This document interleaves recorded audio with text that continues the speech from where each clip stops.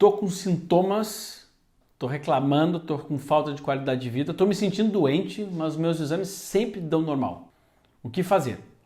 Eu já passei por isso, né? Eu já passei, aliás, um bom tempo em busca, eu como médico, né? Na época fazia especialização ainda em cirurgia plástica e eu me sentindo doente, me sentindo sem energia, sem disposição, sem nada, e eu passei em diversos colegas médicos, na época, meus professores, e eu não conseguia encontrar a resposta. Hoje em dia eu entendo o que acontece. Deixa eu explicar para vocês uma coisa muito importante.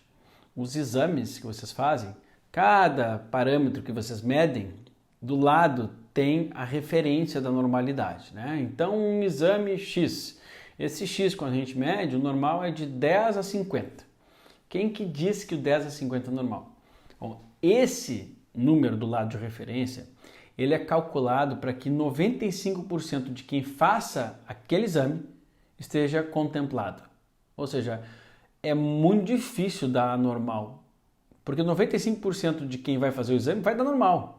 E sabe-se lá quem fez o exame para que a gente crie aquela referência, porque um laboratório vai conseguir, um kit de laboratório, ele vai fazer lá sobre 1 milhão de pessoas que fizeram o exame e vai fazer aquele cálculo, é um cálculo matemático, não é uma medicina ali, é matemática. Isso foi estipulado há muitos anos.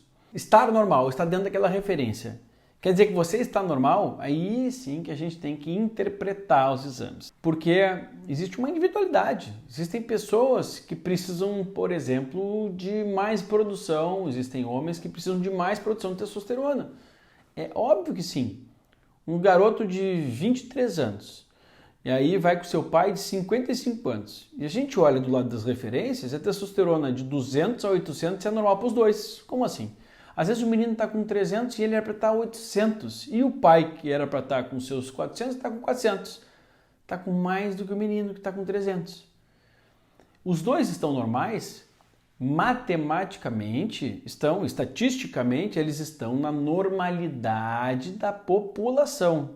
Agora, saber se uma coisa é boa ou é ruim, aí nós precisamos interpretar. É para isso que servem os médicos, senão não adiantaria o médico para interpretar o exame. O próprio paciente olhar, tá tudo normal, vou para casa. É isso que acontece com vocês, grande parte das vezes. Então a testosterona, deu um exemplo, porque é um exemplo é muito simples a gente enxergar.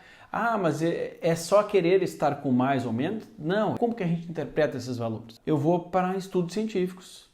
O que os estudos dizem? Que aqueles indivíduos que têm testosterona acima de 500, eles têm mais qualidade de vida, menos doenças cardiovasculares, menos doenças prostáticas, menos osteoporose, menos chance de desenvolver sarcopenia, que é a perda de massa muscular com o passar dos anos, menos chance de depressão.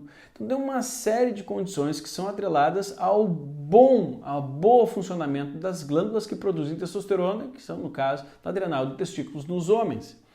E assim, a gente, para cada parâmetro que a gente enxerga, existe o padrão de normalidade estatístico e existe aquilo que é bom e aquilo que é ruim, mesmo dentro dos padrões. Quando a gente interpreta, então, exames, nós precisamos entender aquele número, contextualizar aquele número com a vida de cada indivíduo e aí trazer o conhecimento dos estudos científicos para eu gostaria de estar com o exame da tireoide um pouco melhor.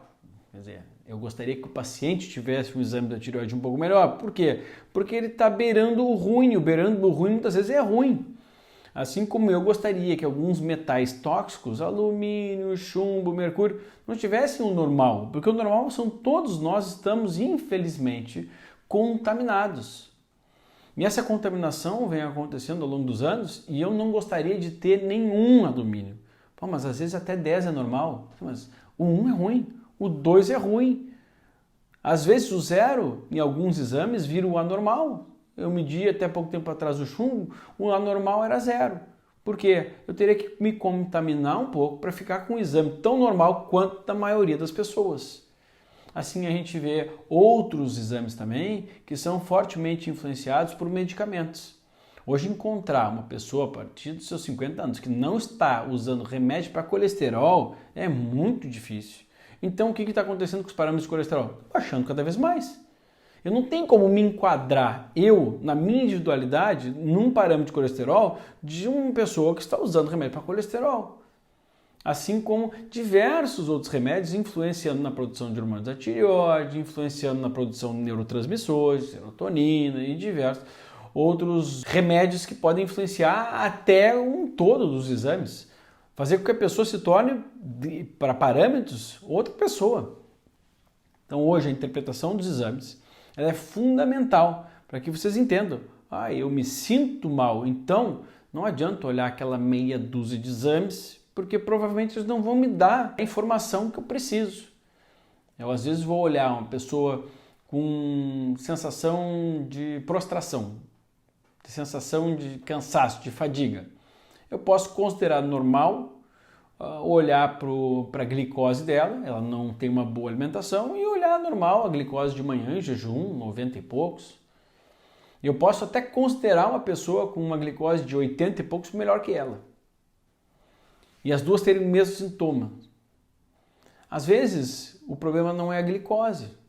O problema é o quanto de glicose que essa pessoa está ingerindo ao longo do dia. De manhã ela está baixa porque há uma função no jejum de reduzir a quantidade de glicose no sangue. E essa função é da insulina, que é um hormônio produzido pelo pâncreas.